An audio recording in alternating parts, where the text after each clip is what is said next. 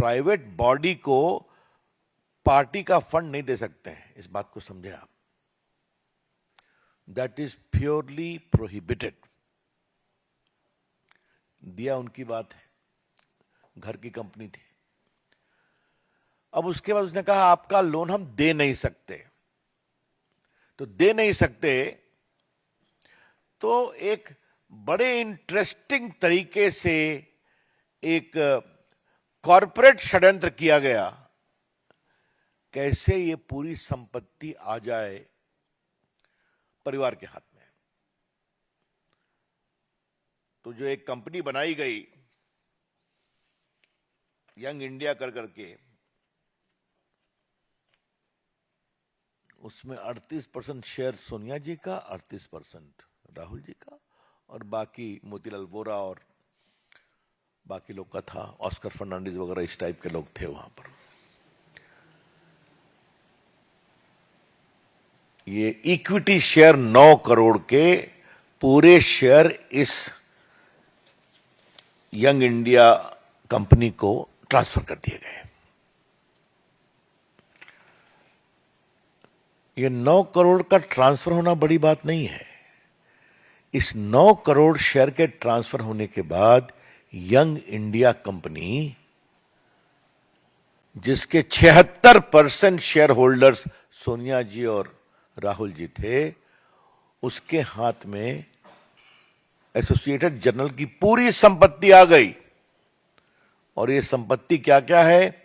दिल्ली में बहादुर शाह जफर पर एक प्रॉपर्टी, मुंबई में प्रॉपर्टी, लखनऊ में प्रॉपर्टी, भोपाल में प्रॉपर्टी, पटना में प्रॉपर्टी, जो हजारों करोड़ की है। ये कहा गया कि यंग इंडिया लिमिटेड वो नॉन प्रॉफिट ऑर्गेनाइजेशन था चैरिटेबल पर्पस के लिए। आज तक उन्होंने क्या चैरिटेबल पर्पस किया है कुछ पता नहीं है। इसके बाद एक प्राइवेट कंप्लेंट होता है, बाकी कार्रवाई होती है, फिर ईडी मामले का इन्वेस्टिगेशन करती है। यहां पर 3-4 चीजों को पार्टी के मंच से फैक्चुअली रिकॉल करना जरूरी है। ईडी ने कांग्रेस के वर्तमान अध्यक्ष मोतीलाल खरगे को भी इंटरोगेट किया था, क्योंकि वही एकमात्र थे एम्प्लॉय, मोतीलाल वोरा, सॉरी। तो ये इस बात को समझना चाहिए कि वही एक एम्प्लॉय थे, अब तो नहीं रहे। Thank you Sanjay. उसके बाद पवन बंसल थे, उनको इंटरोगेट किया। फिर सोनिया जी और राहुल गांधी को भी इंटरोगेट किया कई घंटों तक। स्वाभाविक कोई जवाब नहीं था। और ये जो 90 करोड़ बकाया था, इसका हिसाब क्या किया जाएगा?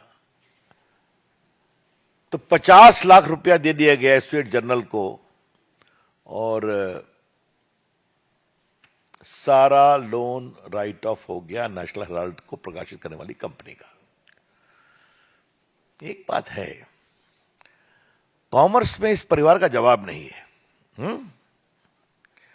50 लाख में 90 करोड़ की संपत्ति प्राप्त कर लेना, 90 करोड़ राइट ऑफ कर देना, और हजारों करोड़ की संपत्ति का मालिकाना हक प्राप्त कर लेना।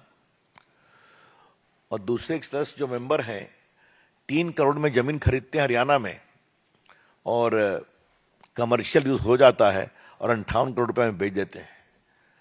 तो ये तो इस देश को सीखना चाहिए कि ये जो गांधी मॉडल ऑफ डेवलपमेंट है, इसलिए मैं इसको गांधी मॉडल ऑफ डेवलपमेंट कह रहा हूं, गांधी जी नहीं, Gandhi model of development. Be very clear about it. क्या सवाल पूछते हैं ये लोग, परिवार के लोग? भ्रष्टाचार का इनका पूरा आचरण, शेयर की हेराफेरी करो, संपत्ति बनाओ, और ये सारी संपत्ति सरकार के द्वारा दी हुई थी। क्या भोपाल, क्या पटना, क्या लखनऊ।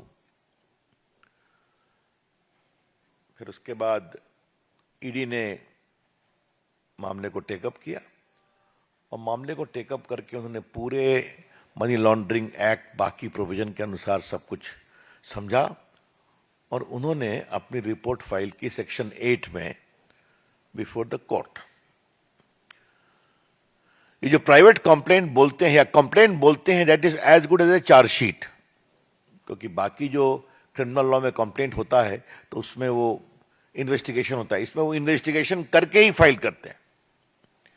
और कोर्ट ने कहा है कि अब मैं 21 तारीख को सुनवाई करूंगा, 25 को। यही तो पूरी कहानी है, इसमें है तो क्या है भाई।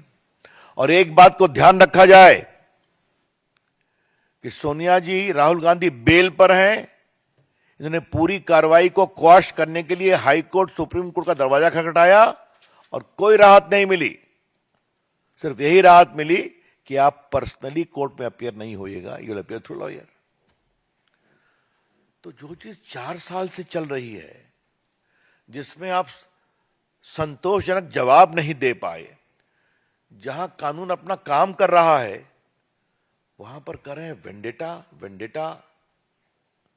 और उनके जो मेंबरान पार्लियामेंट हैं, देश के नामी गिरामी वकील, वो भी इसको अजीब प्रकार की बेबुनियाद तर्के दे रहे हैं।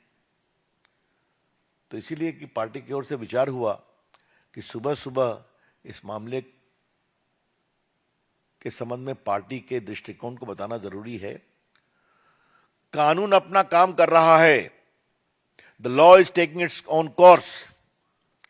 हम बीजेपी की ओर से सोनिया गांधी और राहुल गांधी और कांग्रेस पार्टी से सवाल पूछना चाहते हैं, क्या कानून को अपना काम नहीं करना चाहिए? क्या हजारों करोड़ की संपत्ति पर अगर आपने गलत तरीके से, गैर कानूनी तरीके से षड्यंत्र करके कब्जा कर लिया, तो क्या इस पर चुप रहना चाहिए? यही तो बड़े सवाल है। I would like to repeat, Srimati Sonia Gandhi ji and Rahul Gandhi ji, kindly reply. Should the law be allowed to take its own course or not? And if there is a glaring case where thousands of crores of public property situated at prime locations in different parts of the country have been misappropriated by conspiracy, where the beneficiary is you and your son, being 76% owner of the AJL. तो फिर ये धरना, vendetta, Narendra Modi ji की सरकार है, कानून को अपना काम करने देगी और कानून काम करेगा। वैसे नेशनल हेराल्ड की कहानी बड़ी जोरदार है।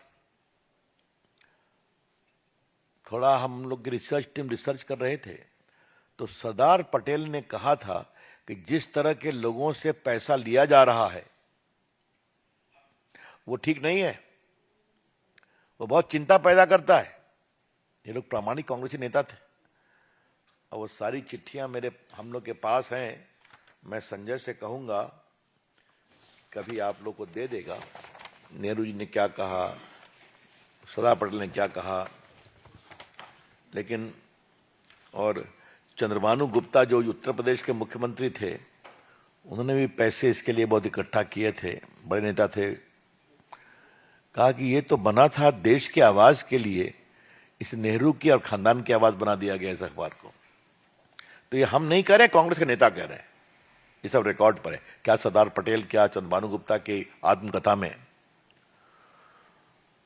तो इसका अतीत, इसका वर्तमान।